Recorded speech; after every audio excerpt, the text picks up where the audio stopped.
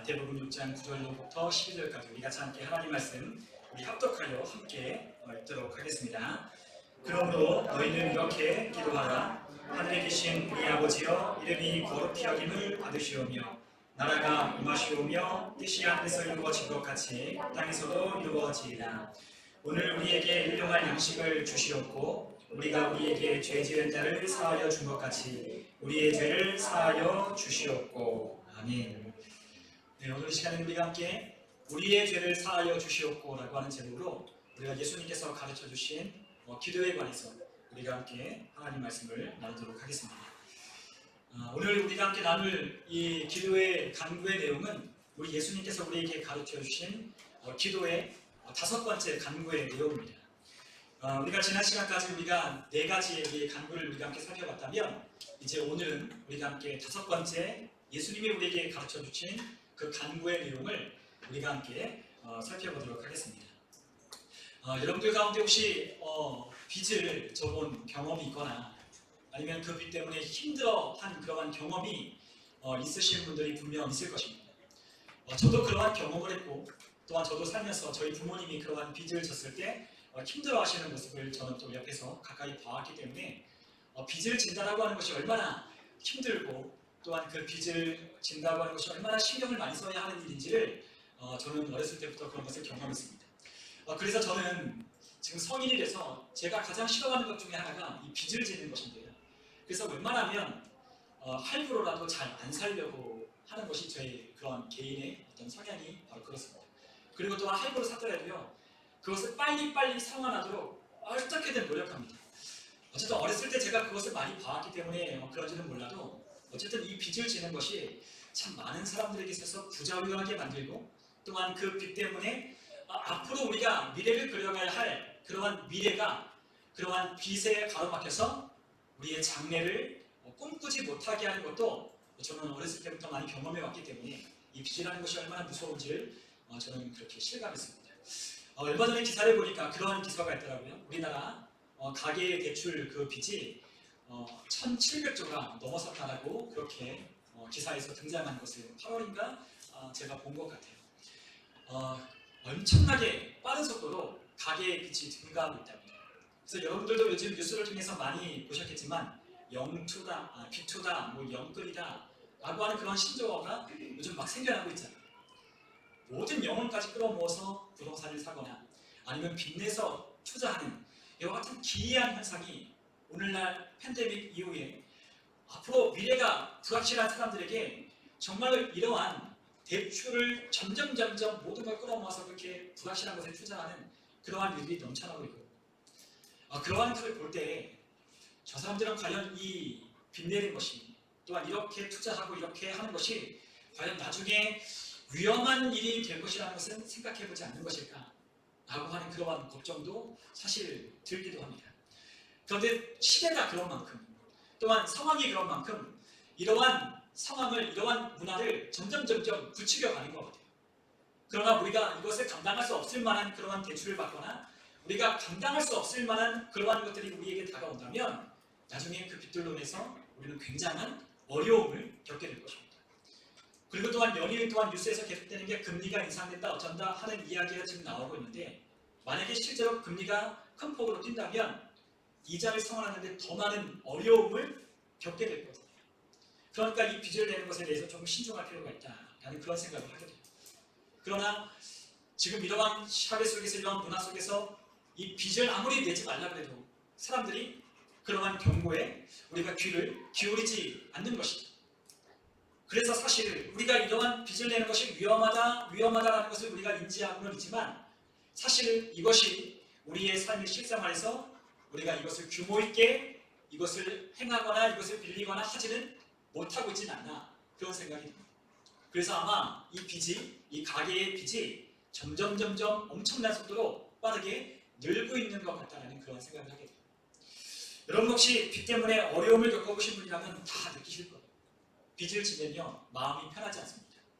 누군가에게 뭔가 도움을 받거나 그러면 꼭 갚아줘야 마음이 편하지 그것을 그냥 가지고 있으면 마음이 왠지 불편한 것이 사실이에요.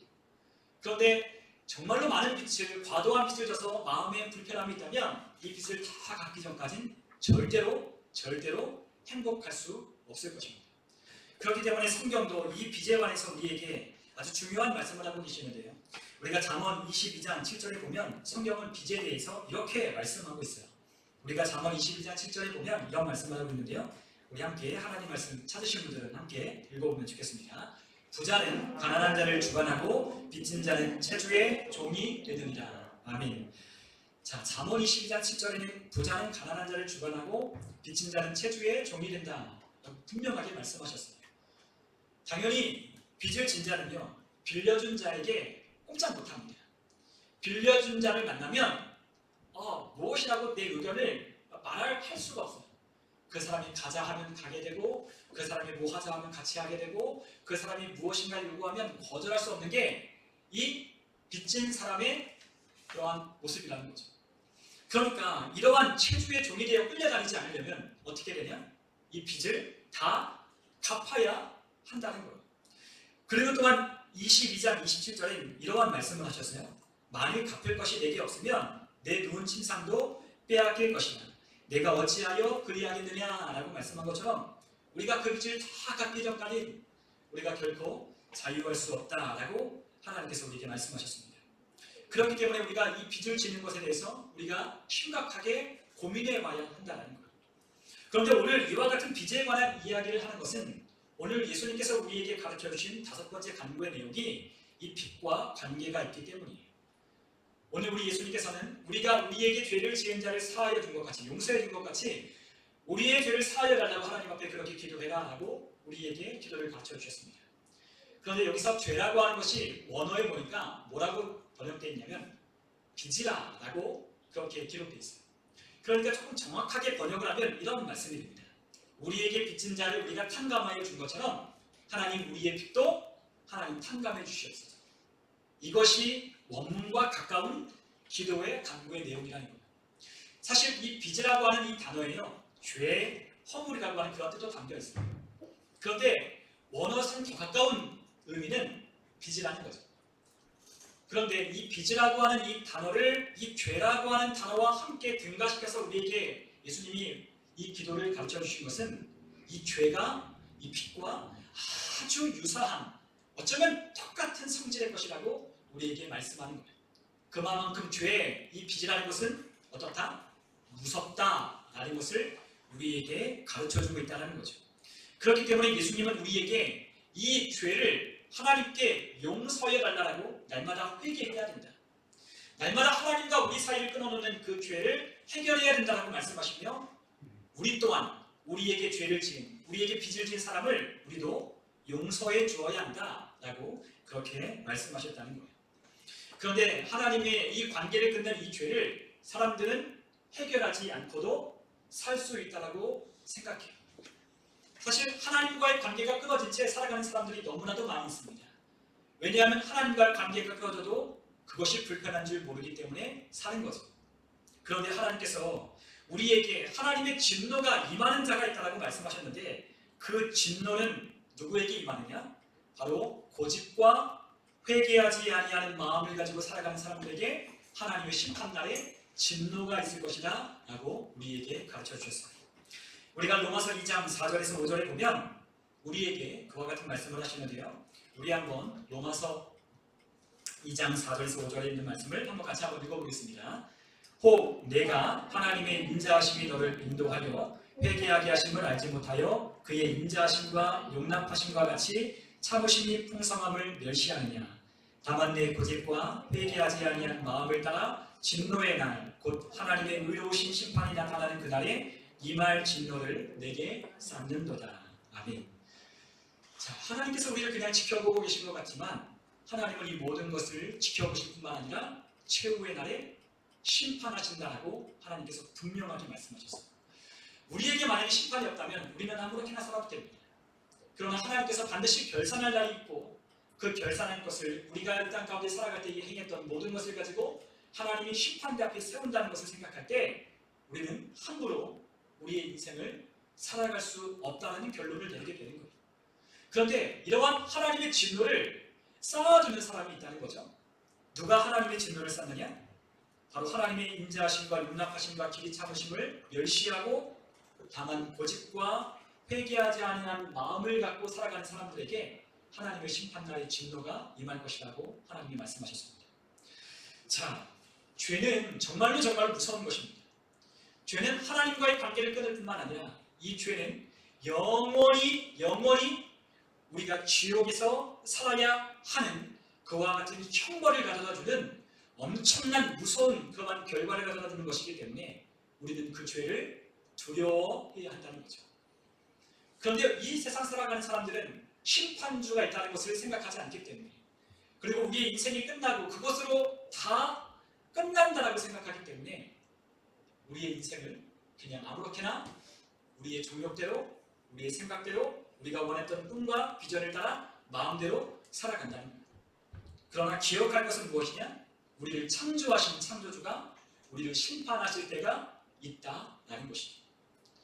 우리가 그 하나님을 만날 날을 우리가 예비해야 되는데, 우리가 그 하나님을 만날 때까지 고집을 부리고 있거나 회개하지 않은 마음을 가지고 있다면 우리는 반드시 그 진노를 쌓아놓은 그 진노대로 우리는 하나님 앞에 형벌을 받을 수밖에 없다라는 것입니다.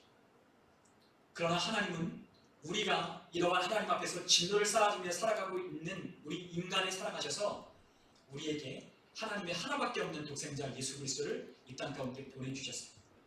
그래서 회개하고 예수 그리스도를 믿는 자마다 구원을 얻도록 하나님이 우리에게 은혜를 베풀어 주셨습니다.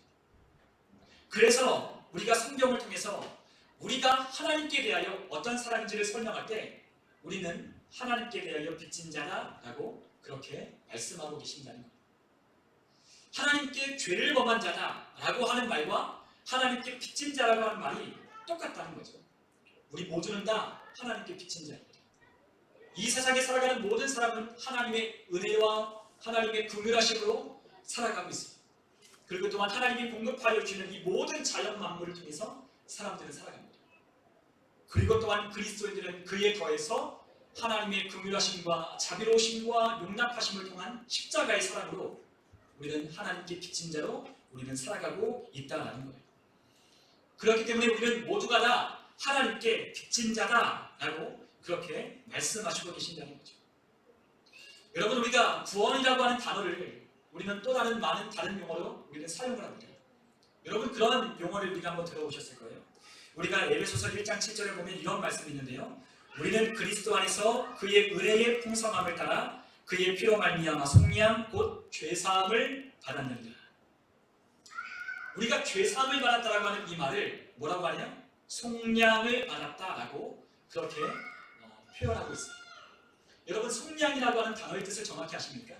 속량이라고 하는 이 단어는 무슨 말이냐면 포로나 노예가 어떠한 대가를 지불하고 그 포로나 노예를 해방시키는 것, 그 포로나 노예를 자유케 한 것을 가지고 속량이라고 하는 표현을 쓰고 있다는 거예요. 속량이라고 하는 것은 구원에 관한 용어입니다. 그런데 구원을 그냥 구원하신 것이 아닙니다. 우리를 어떻게 구원하셨다? 예수님이 우리가 죽어야 할 죄값을 그분이 십자가에서 대신 지불하셔서 우리를 대속하셨다는 거죠. 대신 우리를 속량하시고 구원하셨다라는 말이에요. 그러니까 우리가 구원받은 것은 그냥 구원받은 게 아니라 엄청난 대가를 지불하고 우리가 구원을 받았다는 것이죠. 여러분, 우리가 구원받은 것이 아무렇게나 구원받은 것이 아닙니다. 엄청난 값을 지불하고 하나님은 엄청난 비용을 지불하시고 우리를 죄 가운데 사셔서 우리를 구원하여 내신 거예요. 우리는 그만큼 값어치가 있는 사람입니다. 예수님의 피값과 맞바꿀 만큼 우리는 엄청나게 귀한 존재로 하나님이 우리를 보신다는 거예요. 하나님은 우리를 예수님의 피값을 지불하고 마귀에게서 일생을 내어 종노릇하는 우리를 사셔서 우리를 자유케 흘려주셨습니다. 우리는 그러한 은혜를 입었음에도 불구하고 우리는 하나님의 은혜가 은혜인 줄 모른 채 우리는 살아가고 있다는 거예요. 만약에 우리가 이러한 사실을 우리가 깨닫고 알았다면 우리는 하나님께 빚진 자로 우리는 살아가게 될 것입니다. 내 평생 하나님께 주신 그 은혜를 갚을 길이 없어 늘 울어도 그 은혜를 다 갚을 길이 없어 내 평생 주를 위해 살리라, 내 평생 주님의 영광을 위해서 내 몸과 마음을 들여 하나님을 섬기며 살리라 라고 고백하게 된다는 거죠. 여러분, 우리는 그러한 사랑을 받았는데 그러한 사랑을 알지 못할 때 우리는 그 하나님 앞에 우리의 고집과 회개하지 아니하는 마음으로 하나님의 진노를 쌓게 되는 거예요. 그러므로 우리가 구원받은 성도라면, 구원받은 그리스도인들이라면 우리는 당연히 하나님 앞에 감사한 마음을 가져야 할 뿐만 아니라 날마다 그 하나님이 우리에게 베푸신 그 은혜와 긍휼을 얻기 위해서 우리는 하나님과의 관계를 끊어놓는 죄를 해결해야 하는 겁니다. 그러나 우리는 그 죄를 해결할 수 없어 날마다 예수님의 보배로운 피를 의지하여서 하나님과 화해를 요청하는 것이죠. 그것이 바로 예수님께서 우리에게 가르쳐 주신 이 기도의 내용이에요. 하나님과의 관계를 어떻게 하라? 매일매일 정상화하고 회복하라 라고 예수님이 우리에게 그 기도를 하라고 말씀하시는 거죠. 우리가 하나님과의 관계가 끊어져서 살 수 있는 사람은 아무도 없습니다. 그리고 또한 그 하나님의 긍휼과 은혜가 없이 살 수 있다고 말할 수 있는 사람도 아무도 없어요. 그렇기 때문에 예수님은, 그것을 너무나도 잘 알고 계신 예수님은 하나님과의 관계를 회복하며 하나님 주시는 은혜로 살도록 날마다 죄를 회개하고 우리의 죄를 사하여달라고 하는 기도를 드리라고 말씀하고 계십니다. 그런데 중요한 건 뭐냐? 우리가 하나님 앞에 우리가 지은 죄를 용서해달라고 먼저 구하기 전에 뭐부터 해야 된다? 우리에게 죄 지은 자를 우리가 용서해야 한다 라고 말씀하시고 계신다는 거죠.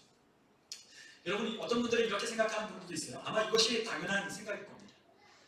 우리가 다른 사람을 용서한 만큼 하나님이 우리를 용서해 준다면 과연 내가 하나님 앞에 내 모든 죄를 용서받을 수 있을까?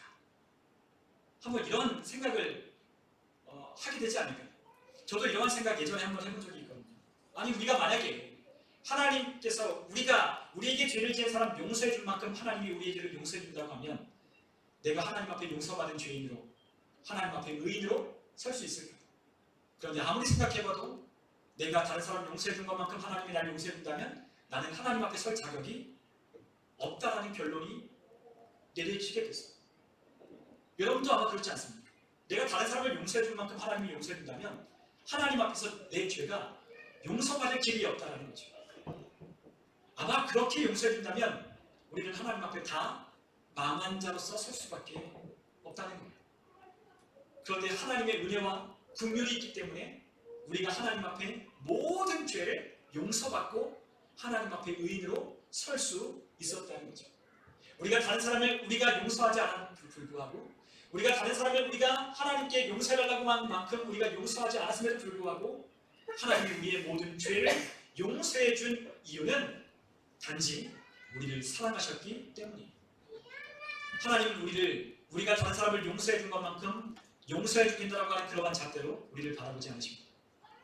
그러나 하나님이 우리에게 원하시는 것은 무엇이냐? 내가 너를 용서해 준 만큼 너희도 다른 누군가를 용서해 주어라 라는 겁니다. 여러분, 우리가 하나님 앞에 모든 것을 다 용서해 달라고도 하나님 앞에 요청하지 못한 채 우리는 살아갑니다. 여러분, 오늘 우리 하루를 마감하며 하나님 앞에 기도할 때 하나님 앞에 내가 오늘 하루 동안 지은 죄를 다 하나님 앞에 고백하며 그 죄를 회개해 달라고 기도할 수 있는 사람이 얼마나 될까요? 그렇기 때문에 우리가 이렇게 기도하는 건 아니겠어요? 하나님, 내가 알고 지은 죄, 모르고 지은 죄 다 용서해 달라. 왜냐하면 내가 모르고 지은 죄까지도 너무 많기 때문에 하나님 앞에 그렇게 기도할 수밖에 없는 거예요. 제가 예전에 중학교 3학년 때인가 그때 기도원에 갔을 때 제가 그때 참 큰 은혜를 받았어요. 그런데 그때 제가 기도하고 회개할 때 갑자기 입에서 방언이 터져나옵니다. 그런데 그 방언이 터져나올 때 그 눈을 감고 기도했는데 그 눈을 감고 기도할 때 이 눈 안에서 영화 필름이 상영이 되는데 제가 어렸을 때부터 지금까지 지었던, 중학교 3학년 때까지 지었던 모든 죄가 그냥 영화 필름처럼 또로록 지나가는 거예요. 그러니까 눈을 감고 기도하는데 입에서는 방언이 터져나오는데 그 방언 속에서 제가 한 기도는 딱 한 가지밖에 기도하는 것이었어요. 그것은 뭐냐? 용서해 주세요. 잘못했습니다. 회개합니다. 하나님, 잘못했어요. 용서해달라고밖에 기도하지 않았어요. 말하지 않아도 그 눈앞에서 펼쳐지는 그 생생한 제가 잘못했던, 하나님 앞에 범죄했던, 제가 죄라고 생각하지 않았던 것까지 다 기억나서 그 영화처럼 필름처럼 지나가는데 회개하지 않을 수는 없더라고요. 내 모든 것을 다 아시는 하나님이 내 모든 것을 보여주실 때 그냥 닭독 같은 눈물이 그냥 콧물이 왈칵 쏟아진 채 용서해 주세요 잘못했습니다라고 기도할 때 얼마나 회개가 터져나오죠. 그런데 그 회개할 때 눈에서 눈물이 나오고 코에서 콧물이 줄줄 흐르지만 마음속에서 무엇이 있는지 아십니까? 기쁨이 있었어요. 회개를 하면 할수록 마음속에 기쁨이 찾아오는 거예요. 그런데 그것과 더불어 내가 이렇게 많은 죄를 지으며 살았구나 라는 것을 그때서 깨닫고 알게 됐습니다. 여러분, 우리는 사실 우리가 하루 동안에도 우리가 짓는 죄 가운데 내가 인식하고 하나님 앞에 죄라고 인식하는 것이 어쩌면 하나님이 평가하시는 그 죄의 항목과 제가 평가하는 항목이 다를 수 있습니다. 엄청나게 많은 죄를 짓고 있음에도 불구하고 우리는 별로 죄를 짓지 않았다고 생각하며 살아갈 수 있습니다. 그러나 하나님께서는 우리가 알고 지은 죄, 모르고 지은 죄, 그 모든 죄까지도 다 하나님의 아들 예수 그리스도가 십자가에 못 박혀 죽으심으로 그분이 우리를 대신 대가를 지불하여서 그분의 목숨과 맞받고 우리를 다시 살게 하여 주셨다는 거예요. 그렇기 때문에 우리가 어떻게 된다? 하나님께 용서를 구할 때 우리에게 죄를 범한 사람들도 우리가 용서해 주어야 한다는 거죠. 예수님은 우리에게 이와 같은 이야기를 이러한 비유를 들으셨습니다. 우리가 마태복음 18장에 보면 용서할 줄 모르는 종의 비유를 예수님이 말씀하십니다. 하루는 베드로가 예수님을 찾아와서 예수님께 이렇게 질문을 해요. 마태복음 18장 21절에 가면 베드로가 예수님께 이렇게 질문합니다. 그때에 베드로가 나와 이르되 주여 형제가 내게 죄를 범하면 몇 번이나 용서하여 주리까? 7번까지 해야 합니까? 라고 마태복음 18장 21절에 베드로가 예수님께 질문해요. 그런데 예수님께서 뭐라고 대답하시냐? 야 그만하면 됐다. 야 7번까지 했냐? 야 7번까지 할 필요가 있을까? 야 한두 번 하고 그 정도 했으면 되지. 이제 안 해도 돼. 라고 얘기하시는 게 아니라 22절에 보니까 내게 이르노니 7번뿐 아니라 7번을 70번까지라도 할지니라 라고 그렇게 말씀하셨어요. 무슨 말이겠어요? 7번씩 70번이면 7 곱하기 70이니까 엄청나게 많은 거죠. 이 이야기는 그냥 계속 무한정 용서를 해야 한다는 거예요. 횟수를 정한 게 아니라요.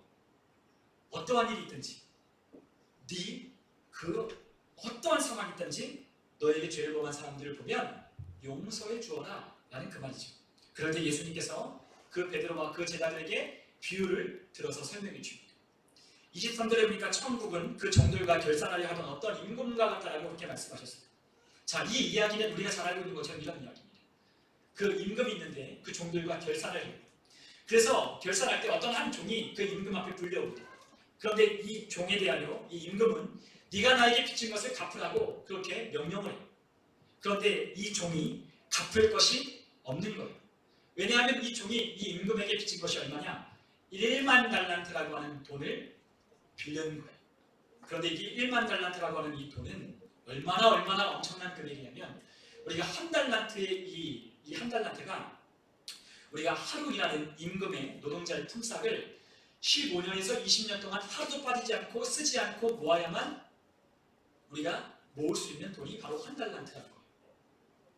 그러니까 오늘날로 치면 뭐 몇십억 되겠죠. 그러니까 이 한 달란트를 모으기 위해서는요 하루도 빠지지 않고 15년에서 20년 동안 모든 것을 다 악착같이 모아야 한 달란트가 되는 거죠. 그러니까 이 한 달란트는 엄청 큰 금액이에요. 그런데 얼마를 빚졌다고요? 1만 달란트를 빚졌다는 거예요. 여러분 1만 달란트를 평생이라도 갚을 수 있어요? 없어요? 갚을 수 없지요. 그런데 이 종이 이 모든 것을 다 갚으라고 하는 이 왕에게 내가 갚을 거라고 용서를 빕니다. 그러니까 왕이 안 된다는 거예요. 네 몸과 네 아내와 네 처자식과 네 소유에 있는 모든 것을 다 갚아라 라고 그렇게 엄한 말을 했어요. 그랬더니 이 종이 그 임금 앞에 엎드려서 싹싹 빌면서 1000번만 참아달라고 내가 반드시 갚겠노라고 그 왕 앞에 사정을 합니다. 아마 그 사정이 진짜 애타게 사정을 했을 거예요. 눈물을 흘리며 그리고 모든 그 소산을 동원해서 그 왕 앞에 그렇게 요청을 했을 거죠. 그런데 그것을 본 왕의 마음이 누그러졌어요. 왕이 어떻게 보면 이 사람이 이야기하는 게 말도 안 되는 그런 이야기 같을 수도 있어요. 야 네가 평생이라도 1만 달란트 못 갚는데 무슨 수로 갚냐? 라고 그렇게 되물을 수 있잖아요. 그런데 그 종이 아주 싹싹 애타는 마음으로 비는 그 종이 그 왕의 마음을 감동시켜서 그 왕이 야, 네가 아무리 이래도 이거 못 갚는데 내가 너 이 빚 탕감해 줄게 하고 이 종을 그냥 보내기로 해요.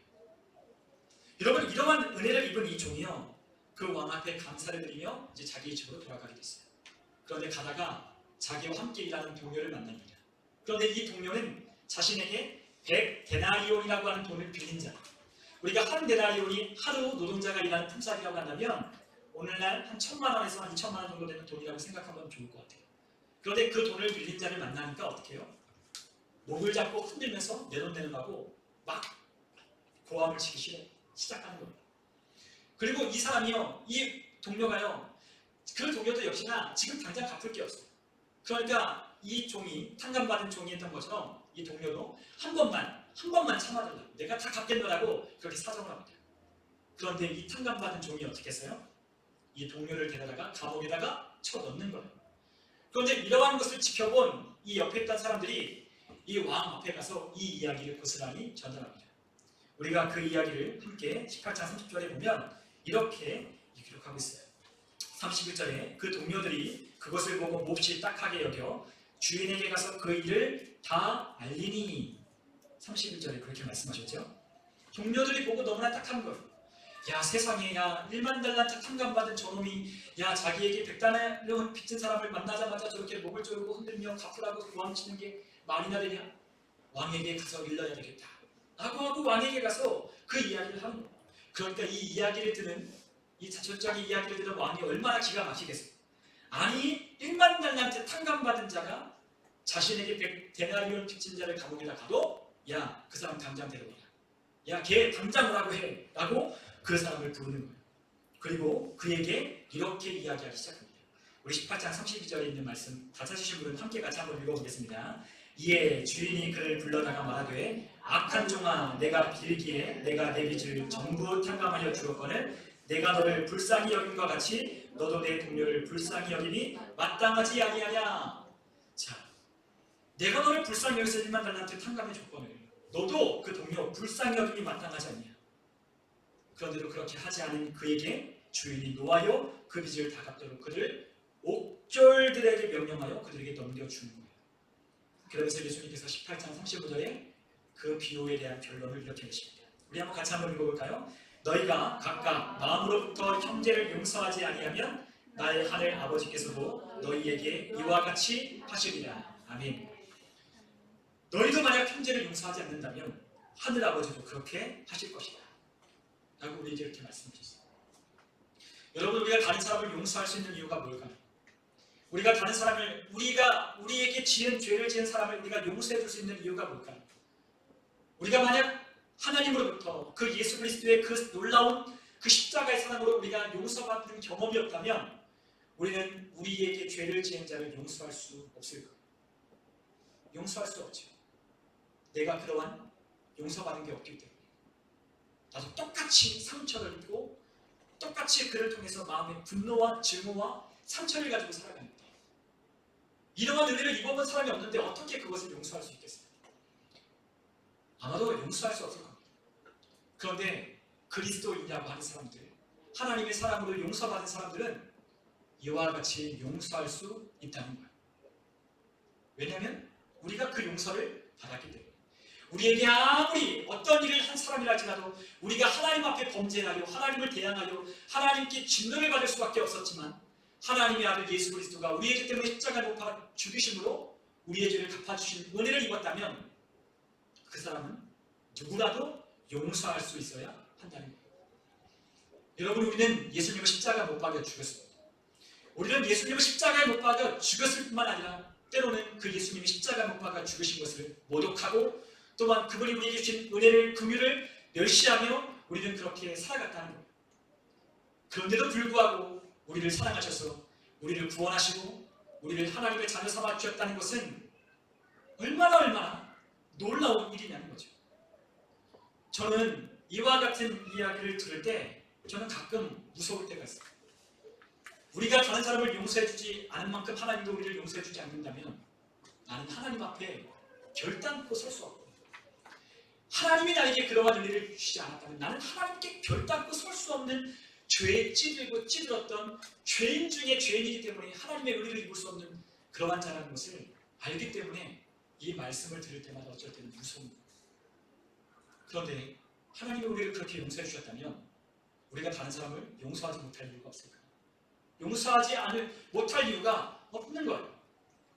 여러분, 저도 어렸을 때 참 많은 상처를 입고 살았어요. 상처 없는 사람이 어디 있습니까? 우리 다 상처를 입고 누군가에 또한 상처를 입고 우리가 살아오면서 많은 분노와 증오와 우리 마음 가운데 응어리진 상처들을 우리가 안고 살아오죠. 그러나 그러한 상처들이 눈 녹듯이 녹는 그러한 은혜의 경험을 하는 때가 있는데 그때가 언제냐?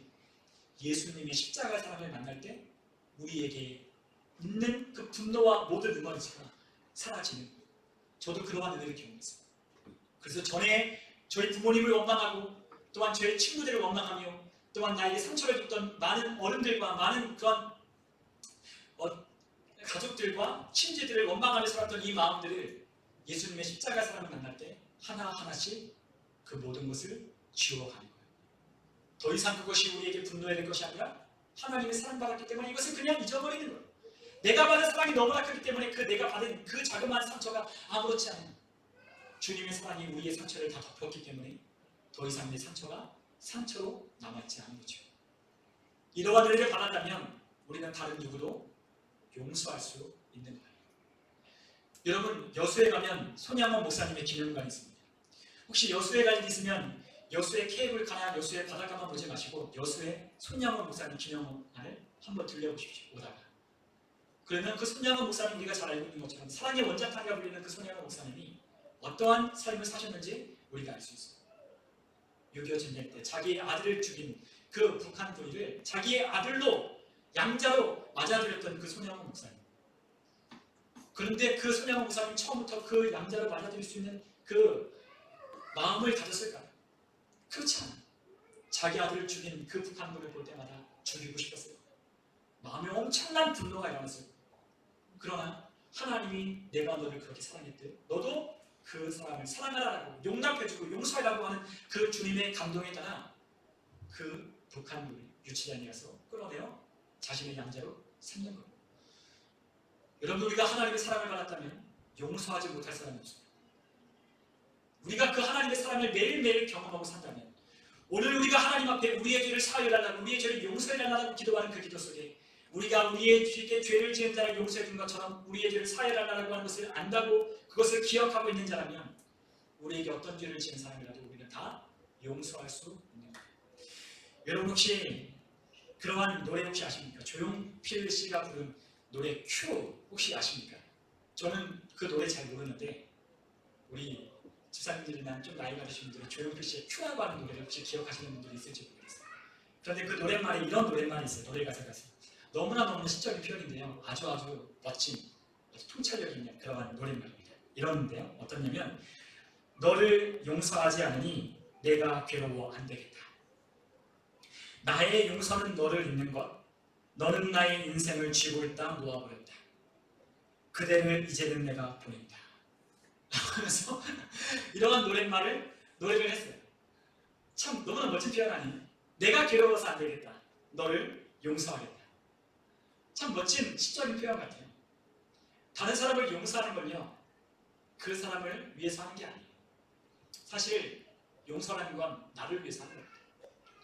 우리가 과거에 매여있는 사람들이 있어요.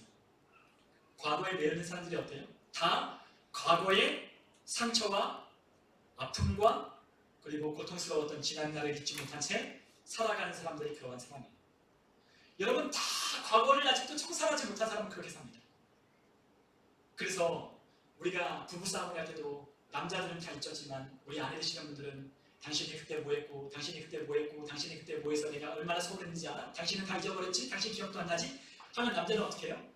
그냥 안다고 기억난다고 그냥 고개만 끄덕거려요. 그러면 또 뭘 아냐고 고개를 끄덕거리냐고 또 막 뭐라고 하지만 아내들은 여자분들 그렇게 많이 기억하고 있어요. 그런 남자도 역시나 마찬가지입니다. 남자는 여자는 사람이라면 우리에게 상처를 주고 우리를 분노했던 지난날에 아물지 않았던 상처가 있으면 그것을 가지고 계속 살아가는 거예요.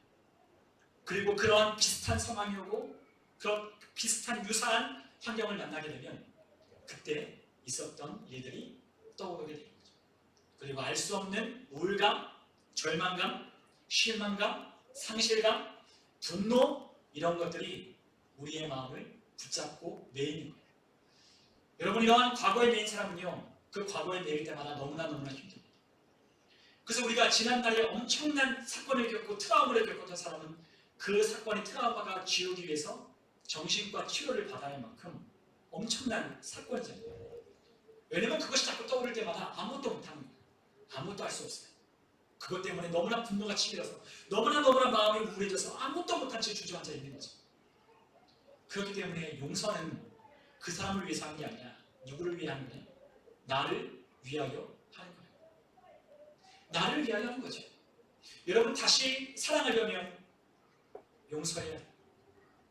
조영필 씨가 큐라고 하는 노래를 부르면서 이 사랑에 관한 이야기를 하면서 당연 너를 용서하지 않으면 내가 괴로우면 안 되겠다고 말한 것처럼 용서하지 않으면요 새로운 사랑도 시작할 수 없어요. 상처를 떠안고 있는 사람이 어떻게 다시 사랑할 수 있겠어요? 상처를 지우고 상처가 안 거야 새로운 사랑도 시작되는 거예요. 여러분 새로운 일의 출발도요 과거를 툴툴 털어버려야 새로운 일도 시작할 수 있는 거예요. 똑같은 일이 발생하면 어떻게 해요? 똑같은 상황이 유사한 일들이 일어나면 어떻게 해요? 똑같은 그러한 트라우마가 일어나서 우리의 상처 가운데 그것을 못하게 가로막으면 어떡할 거예요? 그러니까 새로운 일을 시작하려면 또 어떻게 해야 돼요? 과거에 있었던 상처를 지워 버려야 하는 거죠.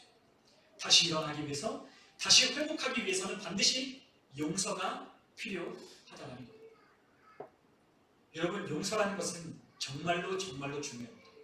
그렇기 때문에 예수님이 우리에게 가르쳐준 이 기도 속에 꼭 필요한 기도 속에 회개와 용서가 담긴 5번째 간구가 있는 거예요.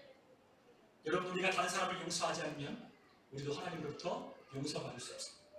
우리가 다른 사람을 용서하지 않으면 우리가 하나님의 은혜로 말미암아 새롭게 시작할 수 있는 그와 같은 은혜는 우리에게 없을 겁니다. 그러므로 우리에게 미래와 또한 우리에게 현재가 복되게 하려면 우리의 지난날의 과거를 우리가 떠나 보내야 하는 거예요. 여러분 우리는 그러한 하나님의 사랑을 받았고 또한 그러한 사랑을 통해서 우리에게 새로운 하나님의 관계를 우리에게 정립해 주셨어요. 우리가 고린도서 5장 17절에 있는 것처럼 그리스도 예수 안에 있는 자는 새로운 피조물이기 때문에 이전 것은 지나갔으니 보라 새 것이 되었다고 말씀한 것처럼 우리는 새 것으로 시작하는 사람입니다. 그런데 아직도 우리가 과거에 붙잡고 있다면 아직도 우리가 지난날에 우리에게 상처 줬던 사람들에 대한 분노와 증오심을 품고 살아간다면 우리는 새로운 피조물일 수 없는 거예요. 새로운 시작을 하려면 용서하고 하나님께 용서를 빌고 새롭게 출발해야 돼요. 오늘 우리에게 주님은 우리에게 5번째 기도를 말씀하십니다. 우리에게 5번째 기도, 우리의 삶에 반드시 미래가 있고 오늘의 현재가 복되려면 우리의 과거를 청산해 보내야 한다는 거예요. 여러분 우리에게 일용할 양식을 구하라고 하는 것은 오늘을 위한 현재를 위한 기도라면 이 5번째 간구는 우리의 과거를 청산하고 미래로 나아가기 위한 기도인 거예요. 우리가 이사야서 43장 25절에 보면 우리에게 하나님은 이렇게 말씀하셨습니다. 우리 한번 이사야서 43장 25절에 있는 말씀을 다 같이 한번 찾아서 한번 읽어보면 좋겠습니다. 우리 이사야서 43장 25절 우리 같이 한번 찾아서 한번 읽어보면 좋겠습니다. 이사야서 43장 25절입니다.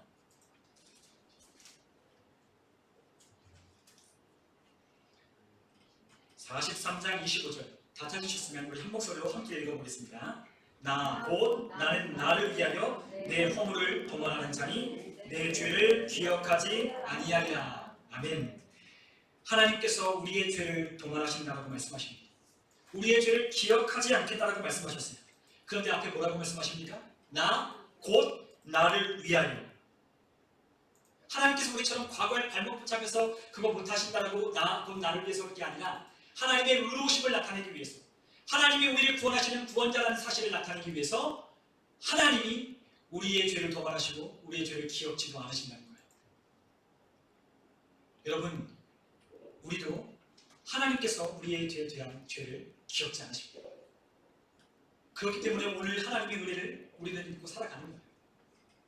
오늘 우리가 살아갈 때 우리의 고집과 회개하지 아니하는 마음으로 분노를 가득 품고 증오하는 마음으로 살아가 우리의 미래도 발목 붙잡혀 있고 또한 오늘의 현재로 불투명한 삶을 만들 자가 아니라 우리는 모든 과거, 우리 안에 있는 모든 부정적인 우리의 모든 과거들을, 상처들을 청산하고 우리에게 죄를 지었던, 우리에게 상처를 입혔던 모든 사람을 용서하고 하나님께 범죄한 모든 죄를 하나님께 또한 용서를 구하며 하나님 앞에서 깔끔하게 새롭게 출발하는 저와 우리 모든 성도님들 다 되셨으면 좋겠습니다.